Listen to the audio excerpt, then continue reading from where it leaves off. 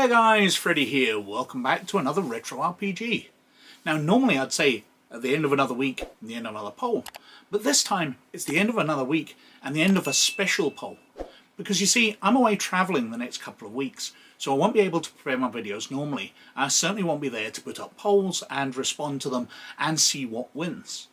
So I put up a massive poll this week, and the top 3 results of it are the videos I'll be making the next 3 weeks. So, this week we've got a winner with Conan, the role-playing game from TSR in 1985. Now, as usual, I'll go over to the computer desktop and have a look at that in a wee moment, and I'll be back at the end of the video with some other channel-related stuff and some other poll-related stuff. But before I do that, I'd like to take a moment to talk about my Patreons, who are wonderful, wonderful people who make all of this possible, and their efforts are so much appreciated. I'd like to thank them from the very bottom of my heart. Now, if you'd like to join them and help the channel out, and I sure wish you would, or you'd like to see these videos a week early, or you'd like to see one of the other levels of patronage we've got, then we've got a Patreon in the description down below. If you check it out, it'd be very much appreciated. But anyway, let's have a look at the Conan role-playing game. So, this is Conan, the role-playing game. It came out from TSR in 1985. Now, it's this cover image I find absolutely fantastic. First of all, if I flick onto the next page of the PDF here to get a slightly clearer image, this has stuck with me over the years. Because the way I got into role-playing at first was I picked up some magazines about it. Things like Imagine magazine of the time, which was TSR UK's role-playing magazine. I probably got a couple of Dragon magazines. I definitely got some early White Dwarfs. And this was a full-page advert on the back cover of one of those magazines. And it just struck me. It's so much more expressive to me than the other role-playing game covers. Things like the red box for Dungeons & Dragons, amazingly good artwork on it. But this was just full page. Conan bursting out at you, wielding a sword, monsters sneaking up behind him. This just sold me on the action. And I always wanted to get this, but I never saw it in the game stores at the time, and I never had money, because this came out when I was 14 years old, so I didn't have a lot of spare cash at the time. But this has stuck with me over the years, an absolutely fantastic cover image. But let's have a look at the back cover. So, Conan, you are Conan, the mighty barbarian, slash your way across the evil and dangerous lands of Hyboria in the Conan role-playing game. The Conan role-playing game provides hours of exciting adventure in the lands of Hyboria. Create and play your own adventures with a full-colour map of Hyboria, its countries, cities, rivers, lakes and islands. A 32-page rulebook with special rules for creating your own adventures for Conan and companions, a 16-page reference guide, and a 48-page notebook of compiled notes and information about the lands of Hyboria, 2 10-sided dice, and 2 character folios. And it's very primary coloured here, bright yellow, much like the Marvel Superheroes game of the time. These stood out on the shelf, fantastic artwork, and just bright colours to sell you on them. TSR was really doing a good job at the time.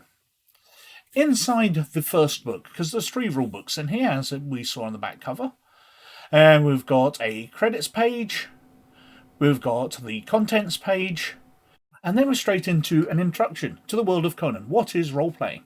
Now, I get a feeling this was lifted out something else, because it's talking about, in a role-playing game, you can be anybody you want. Perhaps you want to be J. Edgar Hoover, or perhaps John Dillinger is more your style.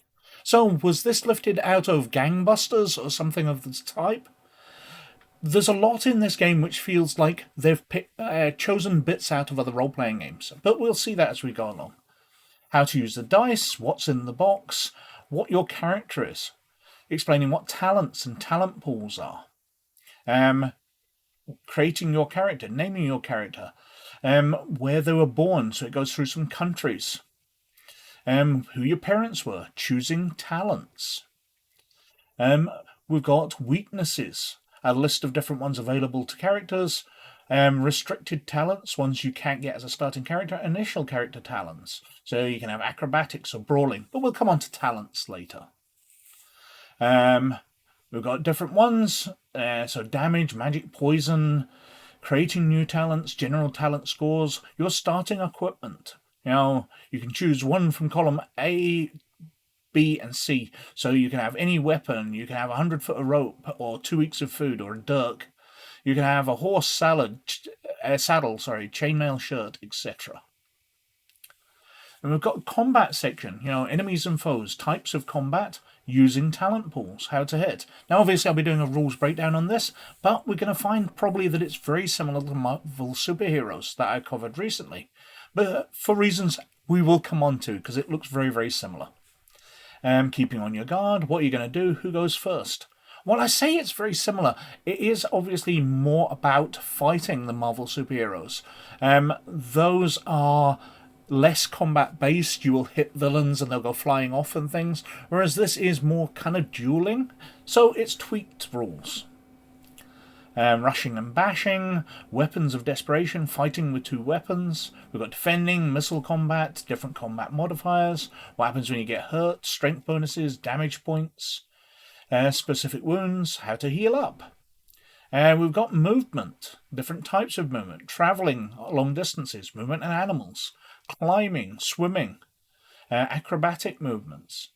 We've got different dangers and perils, what happens when you fall, fire, when you drown, poisons. And then we've got magic. So we've got different types of magic, different magical weaknesses, magical talent ratings, and magic resistance. Then we've got some basic information about living in Hyboria. So, money. What expenses there are, what kind of employment you can get. Dealing with NPCs, reaction tables. Improvement and ultimate goals. So are you going for money or fame and glory? We've got fame points, how to earn them, how to lose them. Acts of notable cowardice or acts of notable stupidity will lose you fame. We've got expertise, we've got excitement, we've got codes of honour. And then we're on to the Games Master section, so refereeing adventures in Hyboria. You've got to be prepared, how to run adventures, what problems might arise. How to create adventures, what makes a good one, steps to creating it, including picking a goal and creating your NPCs. What is a campaign and how to make one? And then we've got an adventure in the world of Hyboria, Tower of the Elephant, a short adventure to introduce you to the game. It's only a few pages long, some maps in there, and then at the back of this particular book we've got an index. And on the back cover, we've got the Conan resolution table. And this is what I meant when it will look very familiar to you from the Marvel Superheroes game. This is a very similar table. It's got some differences, but it looks pretty much the same. And then we're on to booklet 2, the reference guide. So we've got different things here like detailed talents and weaknesses. So we've got acrobatics, alchemy, animal handling, animal reflexes, etc. A bunch of these are based on other things, so you need to have different abilities before you can get certain ones. Kind of like the feats in 3rd edition Dungeons & Dragons. I can see similarities there. Hypnotism, goldsmith, lockpicking, medicine, observation, just lots and lots of abilities detailing out exactly what they do. So, as I said, very similar to the feats. Then we've got charts and tables. Oh, we've seen these as we've been flicking through, but these are more easy to locate. So we've got random hit locations, we've got combat modifiers. If you're attacking someone behind, you get a bonus. If you're bound or held, you get a minus to attack them. If they're bound or held, you get a massive bonus to hit them. We've got another copy of the resolution table. We've got equipment, so bastard sword, broadswords, clubs, dirks, etc. Different types of armour, so armour, bassinets, bishops, leg armour, hauberks, etc. Specific wounds, jewel tables, what they're worth, and the principal Hyborian languages. A master list of the different talents. And then, as they offered us, the character folio. So we see one filled in out here for Conan. And we can see that he has a story. And most of the character sheet is taken up with the story. That's the most important part. While we've got the skills and talent pools down below here, most of it is your background story. And a blank character sheet to help start you up.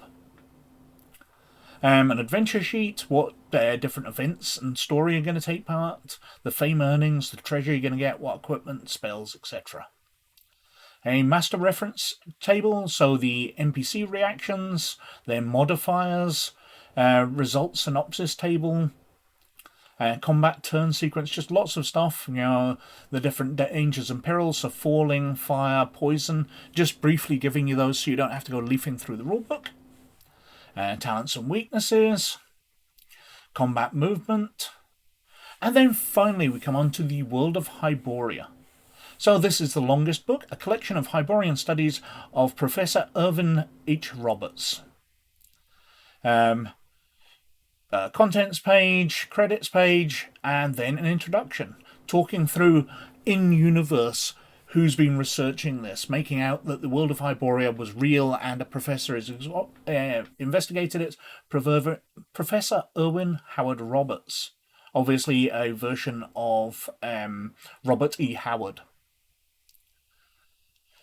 We've got a bit of a map there, the mystery of Hyboria, the lands of Hyboria, and we start going through them. So we've got Aquilonia, different cities within it. Argos, again, different things. The Black Kingdoms. Cimmeria, the Colchian Mountains, just going through all the areas. Sometimes they've got little bits of notes added to them, as if these have been edited as more information has come out. Kosala, Kusan, Lolan, Meru, up here, Pictland, which caught my attention, being Scotsman, and the Picts being the predecessors. And we even got a bit of a coffee ring on there, as well as sketches, the Pictlanders. What else we got? Stygia, Talakma Mountains, Turan, Vanaheim, the Waddle, Zimbabwe, and then we've got creatures. So we've got the Baboon Demon of Set, and some notes here about that. The Beast of the Pitlands, Black Men, Brylukas, Chakan, Children of Jihil. Just lots and lots of creatures. No sketches of them, which is a bit disappointing. I would have liked to have seen art of some of these, but they're pretty well described. We've got ghouls, golden serpents, grey apes. I said notes added as if things have been found out since it was written.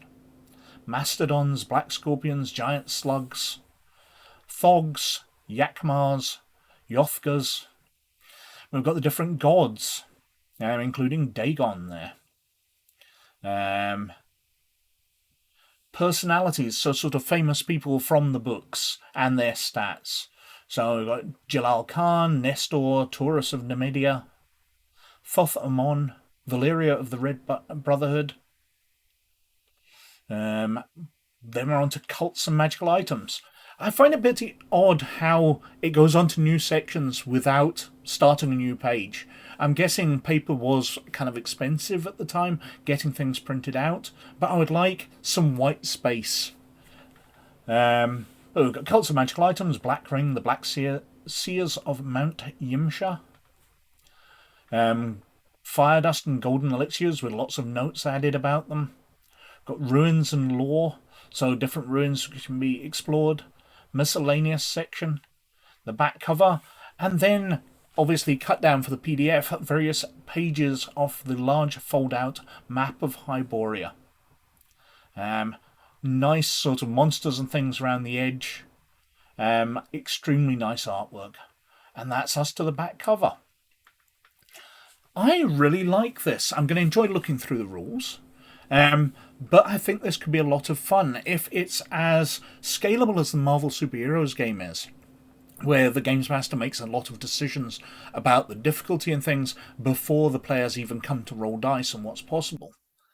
I think it could be an extraordinarily fun game where players can do just about anything, but there are rules there, so they keep rolling dice, and it's still a game. So that was the Conan role-playing game. And that won the poll this week with some 33% of the vote, massively ahead of everything else. Now this kind of surprised me because I had suggested when I put up the poll, knowing the way it was going to be running, so the top 3 were all going to get videos made on them over the next few weeks, that people might want to shift their votes around if the winner was leading by such a massive amount. And Conan was leading by such a massive amount, because the runner-up is Edge of the Empire on 19%. So that'll be getting a video made on it next week. And in third position on 17% was Toon the Cartoon Role-Playing Game, which had a lot of support in the comments, and I'm glad, a great game.